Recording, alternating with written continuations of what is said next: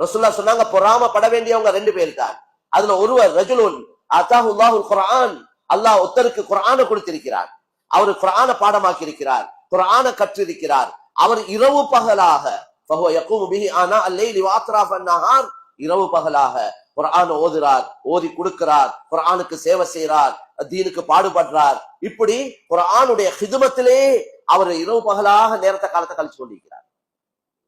நன்மையான காரியத்திலேயே அவர்கள் நேரம் கழியுது. இந்த மனிதன் பொறாமைக்குரிய மனிதன். 2வது மனிதர் யார் என்றா வரஜுலுன் அத்தாஹுல்லாஹு மாலா, அடுத்தவர் யார் என்றா அல்லாஹ் அவருக்கு வசதி வாய்ப்பை கொடுத்திருக்கிறார், நிறைய சொத்து செல்வங்களை கொடுத்திருக்கிறான், பணக்காரராயிருக்கிறார். ஃபஹுவ யுன்ஃபிகு ஆனா அல்லைலி வ அத்ராஃப அன்-நஹார், அந்த மனிதர் இரவு பகலாக அல்லாஹ் விரும்பக்கூடிய நல்ல காரியங்களுக்கு தேடி தேடி தேடி செலவழிச்சு கொண்டே இருக்கிறார். ரசூலுல்லாஹ் சொன்னாங்க, இவரும் பொறாமைக்குரிய ஒரு மனிதன். வேளாண் கண்ணியமான சகோதரர்களே, ஆடம்பரமா வாழ்றதுக்கு, ஊருக்கு உலகத்துக்கு காட்டுறதுக்கு, மக்களை சந்தோஷப்படுத்துறதுக்கு, பெருமை அடிக்கிறதுக்கு செய்யக்கூடிய அவ்வளவு செயலும் பாவமாக, அதுக்காக செலவழிக்கக்கூடிய அவ்வளவு பணமும் பாவமாகத்தான் கருதப்படும்.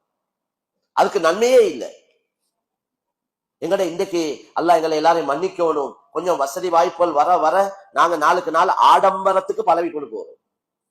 எங்கட சாப்பாட்டுல, எங்கட ஒவ்வொரு ஃபங்க்ஷன்கள், அந்த ஒவ்வொன்றுக்கு ஒவ்வொரு புதிய புதிய பேர்களை வச்சுக்கொண்டு, பெண்கள் ஆண்கள் பொதுவான அமைப்புல. வேளாண் சகோதரர்களே, ரமலானுடைய காலமும் கூட அமல் இபாதத்தை ஈடுபட வேண்டிய காலங்கள் எங்கெங்கேயோ கழியுது. வெளியிறங்கினா விளங்குது. நான் இப்ப வரக்குள்ளையும் கண்டேன், எவ்வளவு ஆண்கள் எவ்வளவு பெண்கள் சுப்ஹானல்லாஹ் அமல் இபாதத்தை ஈடுபட வேண்டிய நேர காலங்கள். இஃப்தார்கள் என்றாலும் கூட அதையும் நாங்க கொஞ்சம் யோசிக்கணும். இஃப்தார் வைக்கிறதுனால நன்மை கிடைக்கிறத தான் நாங்க எதிர்பார்க்கிறோம். என்ன, ஒரு நோம்பாளிய நோம்பு திறக்க வச்சா அவரோட பாவத்தெல்லாம் மன்னிக்கிறான். அப்ப அதுல நாங்க பார்க்கணும், நாங்க யார நோம்பு திறக்க வைக்கிறோம். ஏன கருத்து என்னண்டா, யாருக்கு நோம்பு திறக்க கஷ்டமா இருக்குதோ, அதுக்குள்ள வசதி வாய்ப்பு இல்லாம இருக்கிறாங்களோ, பெரிய ஒரு கூட்டம் இருக்கிறாங்க, எங்கட நாட்டுல பரக்கத்தா இருக்கிறாங்க, அப்படியா கொண்டவங்களுக்கு நோம்பு திறக்கிறதுக்குள்ள ஏற்பாடை செஞ்ச வேண்டாம், நன்மை கிடைக்கும். இது நாங்க இஃப்தாருக்கு கலைச்சி சாப்பிட்டுட்டு போக்கல சொல்றாங்க, அநியாயம் வந்தது, இதை விட நல்லா எங்கட வீட்டுல இருந்துச்சாப்பா, எங்கட வீட்டுல நல்ல எங்களுக்கு ஏத்தமா எல்லாம் இருந்துச்சு, அதை விட்டுட்டு இன்னைக்கு வந்து நாங்க வீணாக்கிட்டு போறோம், இந்த மாதிரி பேசிக்கொள்ளக்கூடிய செய்திகள் காதுகளுக்கு விடுது. அடுத்தது, நோம்பு திறந்த உடனே நோம்பு திறக்கிறதுக்கு முன்னால துவா கபூலாவுற நேரம் அது. அப்ப அதுக்குள்ள ஏற்பாடுகள் இருந்தா நல்ல விஷயம், அப்படி இல்லைன்னா அது கவலையான விஷயம். தனியா இருந்தா இவர் துவால ஈடுபடுவார். இன்னைக்கு இந்த ஃபங்க்ஷனுக்கு வந்து துவாவும் இல்லை, அன்னைக்கு அவங்கட இவங்க உருபலாய கல்வி கொண்டு இருந்தா இந்த அமல்ட நன்மையும் இல்லாம போகுது. நோம்பு சில உலமாக்களோட கருத்துப்படி, அதாவது நோம்பு பிடிச்சு கொண்டு ரீபத் பேசினா நோம்பு முறிஞ்சிருது. அத கருத்து அதோட நன்மை பலன் கிடைக்காம போகுது. ஏன்னா ரீபத் புறம் பேசுறதுக்குதே இறைச்சி தின்றதாகத்தான் குர்ஆன்ல சொல்லப்பட்டிருக்கு. மையத்துடைய இறைச்சி தின்றது என்று தான் அல்லாஹ் குர்ஆன்ல சொல்றான்.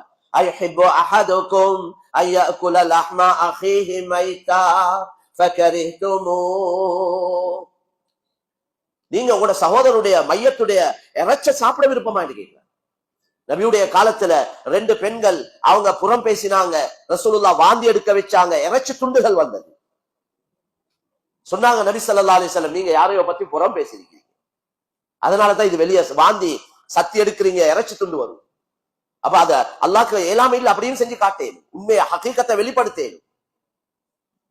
எனவே கண்ணியமான சகோதரர்களே, அது முடிஞ்சதோட சிலவங்களோட வளமைகள் லைட்டா நோம்ப திறந்துட்டா தான் நிம்மதியா தராவி ஹதீதெல்லாம் செய்யலும், தொலையலும். கூட குறைய அங்க சாப்பாடை வச்சு அந்த சாப்பாடை தின்னாட்டி அது ஒரு பெரிய குறை, அவங்க என்ன சரி நினைச்சு கொள்வாங்களோ என்று இவர் சாப்பிட்டு அன்றைய நாள் அமல்லையும் முன்பின் ஏற்படும். பார்க்கக்கூடிய விஷயங்கள், பிராக்டிக்கல்ல உள்ள விஷயத்தை நான் சொல்றேன். அதனால கண்ணியமான சகோதரர்களே, நாங்க அடிக்கடி சாப்பாடு போடுறது, குடும்பங்கள் சந்திச்சு கொள்றது, கூட்டாளிமார்கள் சந்திச்சு கொள்றது, எங்களுக்குள்ள பேசி கதைச்சு கொள்றது, சிரிச்சு கதைச்சு பேசுறது எல்லாம் நன்மையான காரியங்கள், அதெல்லாம் நன்மைகள் தான், தவறுன்னு சொல்ல இல்லை. ஆனா இந்த இபாதத்துடைய மாதத்துல நாங்க செய்யக்கூடிய அந்த வேலையால எங்களுக்கு நன்மை கிடைக்குமா அல்லது வேற என்ன சரியா, இதை யோசிக்க வேண்டும்.